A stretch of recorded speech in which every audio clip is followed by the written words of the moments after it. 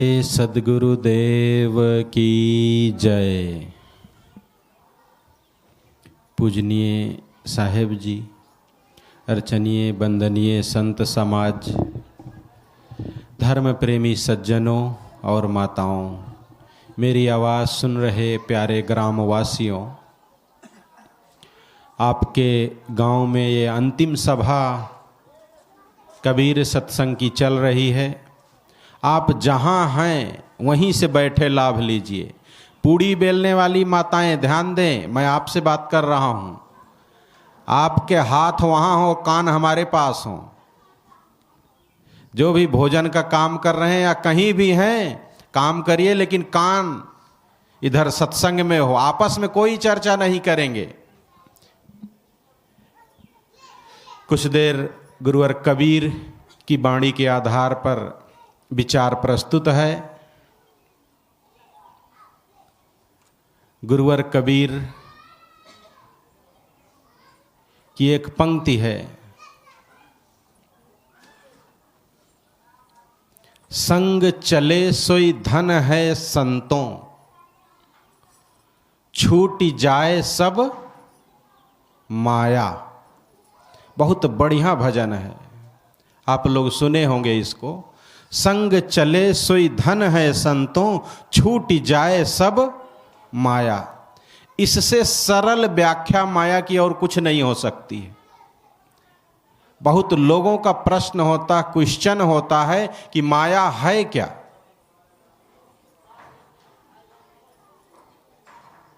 कुछ लोग कहते हैं माया भगवान की बनाई हुई माया है।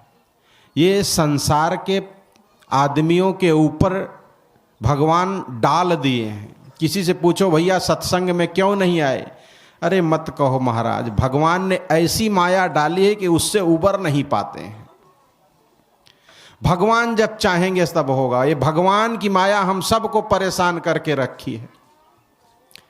अब भगवान कोई हमारा दुश्मन है जो हमारे ऊपर माया डालेगा? और गुरुवर कबीर साहब कहते हैं, संतों आवे जाए सो माया। जो हमारे जीवन में आए और चली जाए उसको भी माया कहते हैं।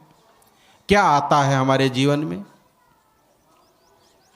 पैसा आता है, जमीन आती है, जायदाद आती है, बच्चे आते हैं, पत्नी आती है, सगे संबंधी आते हैं, रिश्तेदार आते हैं, मित्र आते हैं।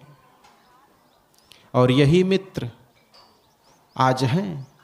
एक जमाना था बिना हम अपने मित्र के स्कूल नहीं जाते थे। याद करिए वो दिन, तैयार हो के झोला लेके कांध पर खड़े रहते कि दोस्त आ जाएगा तब स्कूल जाएंगे। बिना उसके कभी हमारा पत्ता नहीं हिलता था। कहीं भी जाना हो, शहर बाजार, बिना दोस्त के नहीं जाते थे। आज वो संगी और साथी, वो दोस्त कहाँ है? वो कहीं अपने नून तेल रोटी के जुगाड़ में है और हम कहीं अपने नून तेल रोटी के जुगाड़ में हैं। क्यों? भगवान ने ऐसी माया डाल दी है। माया हम खुद बनाते हैं, माया भगवान नहीं डालता है। भगवान कोई कटही कुतिया नहीं रखा है कि वो सब पर दौड़ा दे कि जाओ काटो, संसार के प्राणियों को परेशान करो। हमारी बनाया मन का मोह। वो एक ठो भजन आया ना कबीर साहब का, माया महा ठगनी हम जानी।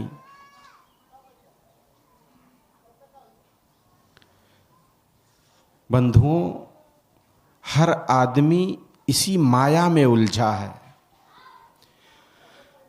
साथ में माया नहीं जाती है, साथ में केवल अच्छे और बुरे कर्म जाते हैं। और इसके अलावा सब कुछ छूटने वाला है। घर परिवार मकान सब, सारे रिश्ते नाते सब झूठे हैं, सब 4 दिन के लिए, सब दिखावा है। लेकिन आदमी मानता कहाँ है? एक लड़का ऐसे उठा, महाराज आप कैसे कहते सारे रिश्ते नाते झूठे हैं? हमारे मम्मी पापा हमें इतना प्रेम करते हैं, जब तक हम घर नहीं पहुंचते तब तक वो खाना नहीं खाते हैं। हम बाजार जाते हैं, स्कूल जाते हैं, जब तक हम घर नहीं आते उनका पूरा मन हमारे में ही लगा रहता है। हमारी पत्नी है, बिना हमारे गए घर पहुंचे वो पानी नहीं पीती है। आप कहते हैं सब माया है। ये सब हमसे प्रेम करते हैं, अपनी जान न्यौछावर करते हैं हम पर। कहे अच्छा, मतलब संत लोग जो कहते हैं वो सब बातें झूठी और तुम कहो वो सच्ची। वो कहा आखिर सच्ची नहीं है तो आप उत्तर दीजिए, प्रमाण दीजिए हमारे प्रश्नों का। कहा अच्छा, मैं प्रमाण देता हूं, इधर आओ। बैठाए उसको, कहे लगातार तुम हमारे पास 6 दिन तक आओ, 7 दिन तक। 6-7 दिन तक आया। उसको महात्मा पहले प्राणायाम सिखाए, सांस रोकने की विद्या सिखाए, कला सिखाए कि घंटों तक तुम अपनी सांस को रोक करके पड़े रह सकते हो। और कुछ बताए उनको सब चीज कि तुम आज घर जाना, जब 6 दिन पूरा हो गया, आज घर जाना तो सांस रोक करके लेट जाना। फिर मैं बता दूंगा कि तुम्हारे संगी और साथी, तुम्हारे मम्मी पापा और पत्नी तुम्हें कितना प्रेम करते हैं, इसकी असलियत मैं तुम्हारे कान में सुना दूंगा, दिखा दूंगा तुम्हारी आंखों से। कहा बिल्कुल सही, बिल्कुल हम देखना चाहते हैं। ध्यान से सुनिएगा, कहानी नहीं समझ में नहीं आएगा मैं क्या कह रहा हूं। बाबा ने कहा घर जाते ही तुम सांस रोक के लेट जाना, बाकी सब काम मैं संभाल लूंगा। लड़का घर गया, एक खाट पर सांस रोक के लेट गया। मम्मी पापा आए, बेटा चलो खाना खा लो। कुछ नहीं, कोई उत्तर नहीं। थोड़ी देर और देखे, फिर जाकर के उसको हिलाए, सो गया होगा। देखे तो सांस ही नहीं चल रही है।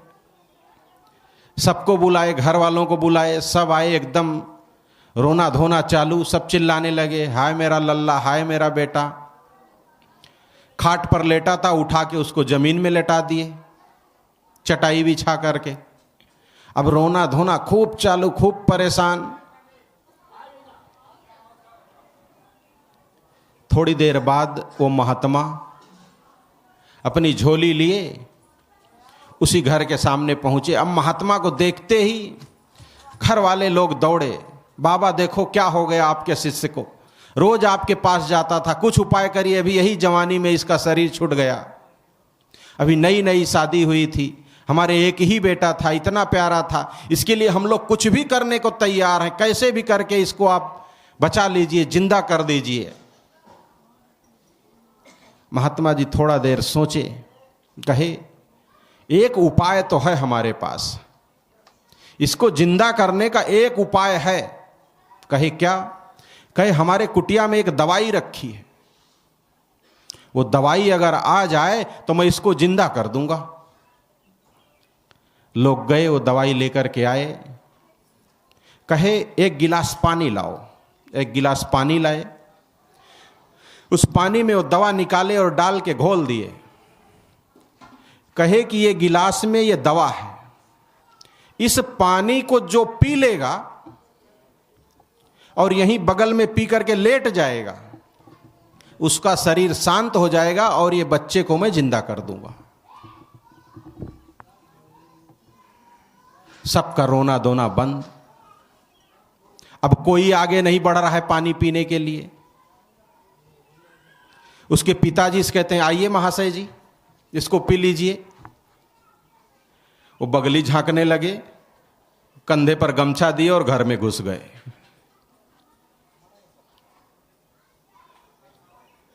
उनकी पत्नी वहीं बैठी थी। कहे बहुत आपको प्रिय हैं, ये बहुत प्राणों से प्रिय मानती हो, बिना इसके तुम खाना पीना नहीं कर पाती हो, आइए मैं इनको जिंदा कर देता हूं, तुम ये गिलास का पानी पी लो। वो भी सोचती है अगर मैं पी ली और मैं मर गई, ये जिंदा हो गए तो हमको तो मिलेंगे नहीं, तब मतलब क्या होगा इनको जिंदा करने से। अभी हम जवान हैं, हमारी कहीं दूसरी शादी हो जाएगी, बढ़िया से जीवन जिएंगे, ये तो मर ही गए हैं। अब वो भी कुछ उत्तर नहीं दे पाई, उठी और घर में चली गई। लड़का सब सुन रहा है, सबका प्रेम देख रहा है। अब बची मां। मां के सामने भी बहुत बड़ी समस्या, बहुत छाती पीट पीट के रो रही थी। मेरा एक ही बेटा, एक ही बच्चा इस दुनिया से चला गया। देखा अब तो कोई है नहीं, भाई भी सब पास नहीं आया, बहन भी पास नहीं, माता जी आप ही बची, आप ही पी लीजिए, बच्चे को हम जिंदा किए देते हैं। मां भी सोचती बेटा तो मर ही गया है, जितना रोना था रो तो लिए ही हैं, अब हम रहेंगे नहीं तो क्या मतलब, इसको देख भी तो नहीं पाएंगे हम, ये जिंदा हो जाएगा तो। वो भी कुछ उत्तर नहीं दी, वो गिलास का पानी नहीं पी। इतने पर बाबा कहते हैं अच्छा ऐसा करते हैं, इस पानी को हम ही पी लेते हैं। जितने लोग घर में भाग गए थे सब दौड़ा, अरे बाबा इससे अच्छा और क्या हो सकता है, आपके ना आगे कोई ना पीछे कोई, आप मर जाइए कोई दिक्कत ना होई। जो पिताजी भी अंदर गए थे, जो पत्नी भी अंदर भाग गई, तो वो भी दौड़ के आ गई। उसके माँ के भी चेहरे पर चमक आ गई, अरे इससे अच्छा और क्या हो सकता है, बाबा दवा पी लेंगे और मर जाएंगे, हमारे परिवार के सब लोग बढ़िया रहेंगे और बच्चा भी जिंदा हो जाएगा। बाबा फ्री के हैं ना, बाबा उठाए पानी पी लिए और बच्चा के गाल में एक छापड़ मारे, कहे देख लिया दुनिया, बच्चा तो मरा नहीं था। उसका हाथ पकड़े और बाबा आगे आगे चले गए, बच्चा भी पीछे पीछे चला गया और दोबारा लौट के घर नहीं आया। ये कहानी उसकी नहीं है, ये हम सब की है। हम सब सबसे ज्यादा समय अपना किसको देते हैं? अपने परिवार को। और यही परिवार हमको ठेंगा दिखाता है एक दिन। कितना लाखों कमा कमा के हम इस घर परिवार में दे दिए, कोई उपकार मानता है? जितना कमाए उसका ज्यादा नहीं, केवल 25% अगर गांव में लगा दिए होते तो आज हमको लोग देवता की तरह पूजते। बात सही है कि गलत? जितना कमा के हम अपने घर में घुसा दिए इस गृहस्थी में, उसमें से 25% अगर समाज में लगा दिए होते, कोई धर्मशाला बनवा दिए होते, कोई हाल बनवा दिए होते, कोई ध्यान कक्ष बनवा दिए होते, कोई परमार्थ का काम कर दिए होते, तो लोग हमको भगवान से कम नहीं मानते। आज सारी की सारी समय, सारा का सारा पैसा, सब कुछ मैंने केवल दिया तो अपने परिवार में दिया, गृहस्थी में दिया। और वहां से क्या मिल रहा है आज के लोगों को? वृद्धा आश्रम। किसकी देन है? कौन देता है? महात्मा लोग सिखाते हैं क्या आके घर घर में कि अपने बूढ़े बाप बाप को वृद्धाश्रम भेजो, अपने माता पिता का तिरस्कार करो, इनको भगाओ, इनको चुप रखो, इनको बोलने ना दो, इनको ठीक से खाना ना दो, इनको ठीक से पहनने ना दो, इनको जितना घर का पुराना कपड़ा है, पुराना चप्पल, वही सब पहनाओ। कौन सिखाता है? इसी परिवार, इसी घर को हम अच्छा बनाने के लिए कितना अन्याय किए हैं। भाई का हक मारे हैं, परिवार का हक मारे हैं, गांव भर से दुश्मनी मोल ले लिए हैं, जान को खतरा लगा रहता है। किसको?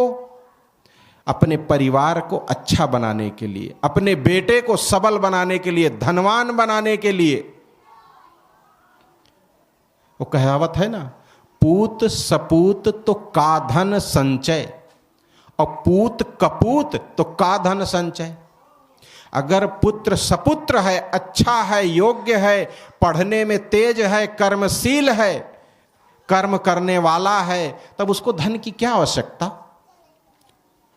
वो तो खुद मेहनत करेगा, पढ़ाई करेगा, नौकरी करेगा और धन कमाएगा। उसके लिए आपको चिंता करने की जरूरत नहीं है, उसके लिए 2 का 4 करने की जरूरत नहीं है।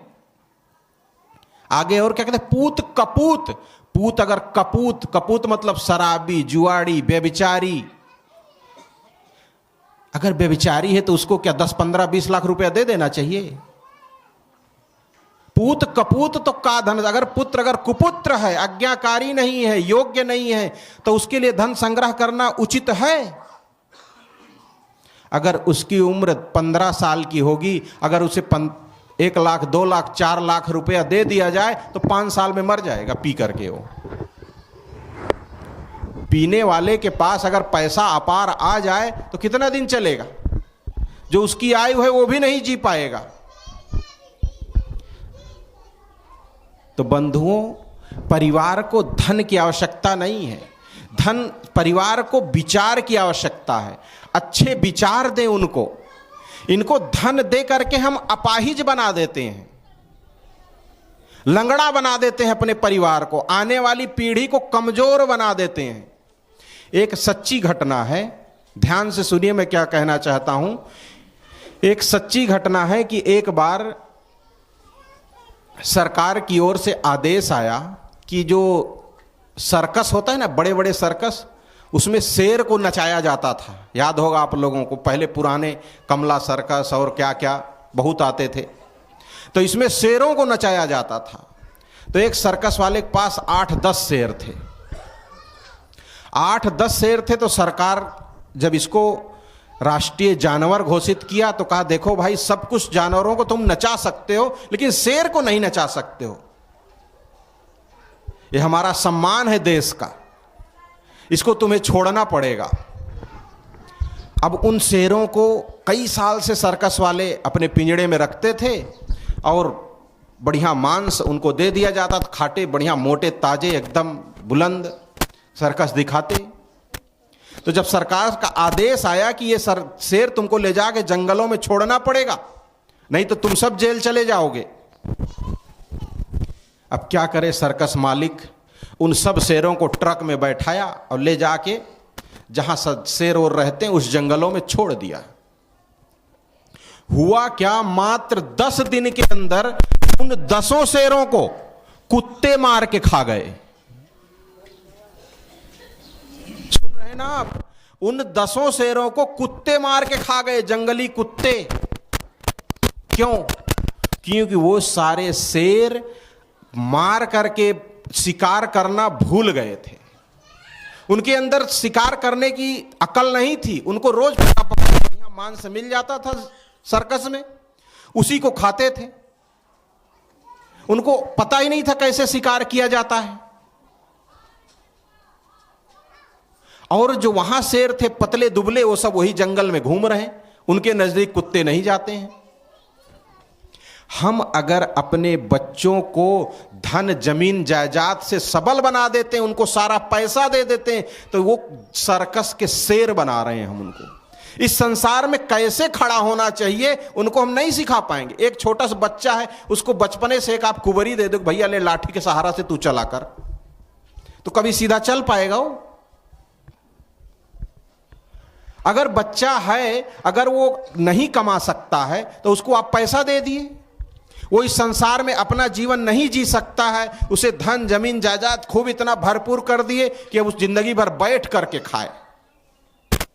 आप इतना कमा के रख दिए कि आपकी आने वाली पीढ़ी बैठ करके खाएगी, उसे काम करने की जरूरत नहीं रहेगी।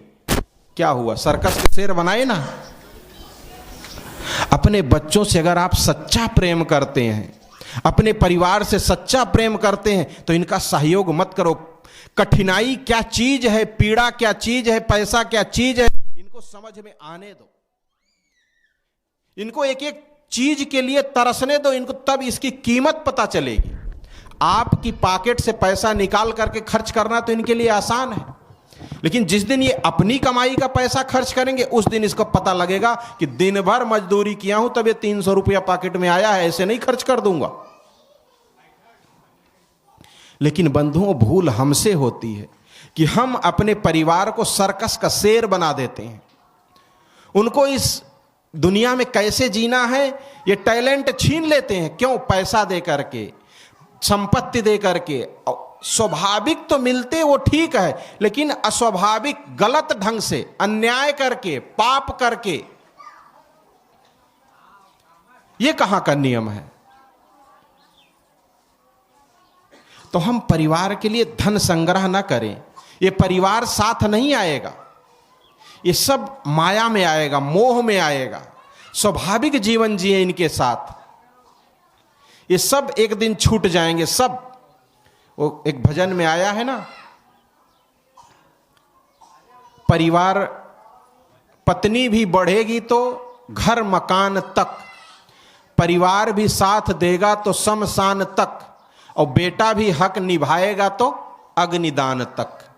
इसके तो आगे भजन ही है साथी, कायम न जग का झमेला रहेगा। परिवार वाले कितना साथ देंगे? पत्नी आपका कितना साथ देगी? बहुत रोएगी तो बस डुढ़ोई तक, घर के मुहारे तक, उससे आगे नहीं बढ़ेगी आपकी अर्थी के साथ। परिवार वाले हैं, गांव वाले हैं, वो लोग जाएंगे कहां? शमशान तक। आग लगाने वो भी नहीं जाएंगे। उसके लिए कौन जाएगा? हमारा बेटा, हमारा पुत्र कोई होगा, वो आग लगाए। और उसके आगे की यात्रा कौन पूरी कराएगा? जिसको हमने कभी किया ही नहीं। भजन, सत्संग, पुरुषार्थ, परमार्थ, अध्यात्म। बंधुओं, उसके लिए समय निकालें।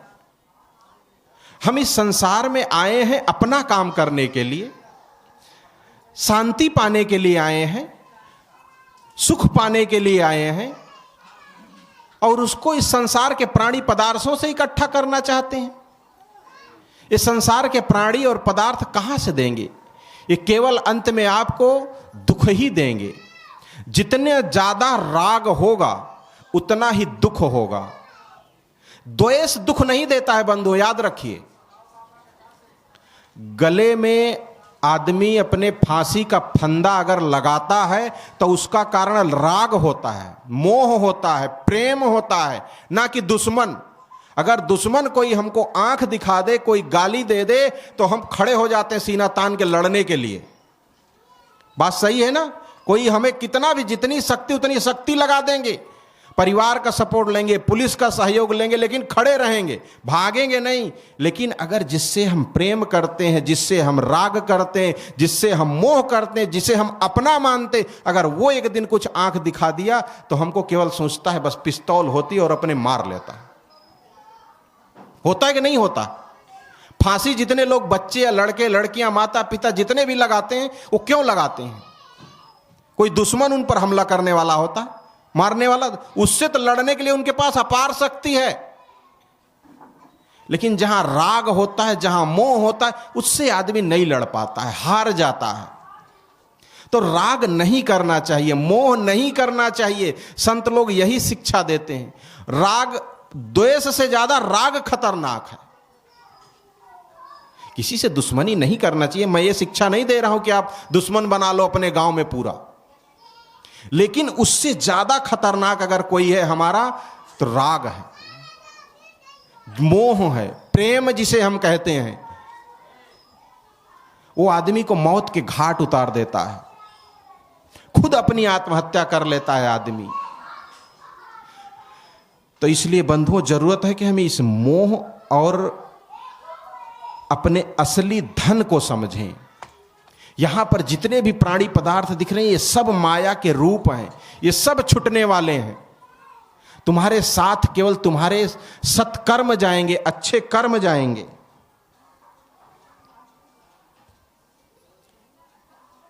अपने अच्छे कर्म करो, बस पुरुषार्थ करो, परमार्थ करो, भजन करो। उसी से तुम्हारी आत्म शांति बढ़ सकती है। बाकी जितना करेंगे, हर जगह से केवल धोखा। देखने में आता है ना, एक पति पत्नी बहुत प्रेम करते हैं, कोई लड़का लड़की स्कूल जाते हैं, बहुत प्रेम करते हैं किसी से, लेकिन प्रेम नहीं करते हैं। वही उनके लिए सबसे बड़ा ब्रेकर है। किसी भी सफलता को प्राप्त नहीं कर सकते हैं वो। जीवन जीने के लिए संसार में कर्म करने की जरूरत है, मोह करने की जरूरत नहीं है। परिवार पालने के लिए मेहनत करने की जरूरत है, कर्म करने की जरूरत, मोह करने की जरूरत नहीं है। जिनका जितना दिन का हमारे साथ संबंध होगा, उतने दिन ही रहेंगे। संतजन समझाते ना, ये संसार एक ट्रेन है, एक यात्रा है, और ट्रेन के डिब्बे में हम बैठे हैं, उसी में हमारी पत्नी मिल गई, हमारे बच्चे मिल गए, हमारे संगे साथी मिल गए, हमारे परिवार मिल गए। जहां जहां जिसका स्टेशन आता है, ट्रेन में बैठे हुए सब यात्री उतरते जाते हैं। हमको कोई दर्द नहीं होता, भैया काहे उतर रहे हो, चलो ना हमारे साथ, 50 साल और अभी हम जिएंगे। बच्चा बाद में आता, पहले उतर जाता है। मां बाप जिंदा है, बच्चा चल दिया, उसका स्टेशन आ गया।